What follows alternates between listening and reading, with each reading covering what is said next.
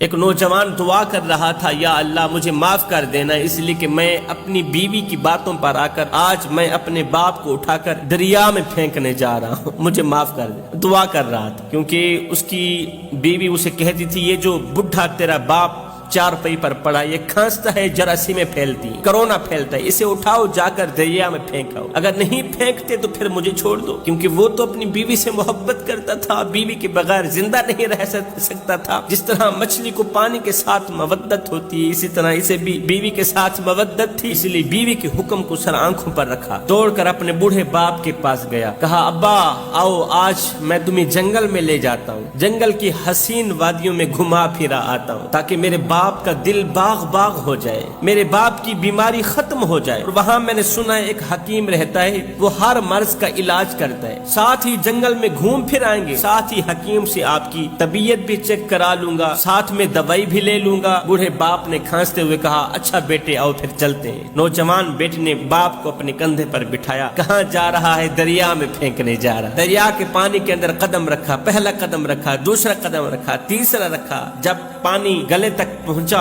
دریا میں بوڑھے باپ کو پھینکنے ہی والا تھا کہ بوڑھا باپ بول پڑا، بیٹے مجھے یہاں پر مت پھینکو، مجھے اس سے 2 قدم آگے پھینکو۔ بیٹا حیران رہ گیا، ابا میں یہاں کیوں نہ پھینکوں؟ باپ کہنے لگا بیٹے میں نے یہاں پر اپنے باپ کو پھینکا تھا، جہاں پر میں نے اپنے باپ کو پھینکا مجھے وہاں نہ پھینکو، مجھے 2 قدم آگے اس لیے پھینکو تاکہ جب تمہاری اولاد جوان ہو جائے گی تو وہ تمہیں مجھ سے بھی 2 قدم آگے پھینکے گی، کیونکہ جیسا کرو گے ویسا بھرو گے۔ اللہ کا ترازو تو صرف انصاف ہی تولتا ہے نا۔ اگر میں نے اپنے بوڑھے باپ کو اسی پانی میں پھینکا تھا تو آج تو بھی پھینکنے آ گیا، آج تو پھینکنے آیا ہے تو کل تیری اولاد بھی تو تجھے اسی پانی میں پھینکنے آئے گی نا۔ بیٹا مجھے 2 قدم آگے پھینکو۔ تو اولاد کا نافرمان ہونا، اولاد کا دکھ دینا، اولاد کا درد دینا، یہ والدین کی اپنی ہی کمزوری کی وجہ سے ہوتا ہے۔ جو والدین اپنی اولاد کو اچھی تربیت دیتے ہیں نا، دین کا درس دیتے ہیں، دین کا علم پڑھاتے ہیں، قرآن پڑھاتے ہیں، نماز سکھاتے ہیں، بچے کو اللہ کا محبوب بنا دیتے ہیں نا، تو ایسے بچے جب جوانی کی دہلیز پر قدم رکھتے ہیں تو اپنے کمزور سے بوڑھے باپ کے آگے ڈر ڈر کے بات کرتے ہیں۔ جب اولاد دنیا کی دولت سے مالا مال ہو جائے تو والدین ڈر ڈر کے بات کرتے ہیں کہ کہیں ہماری اولاد ہم سے ناراض نہ ہو جائے، لیکن جب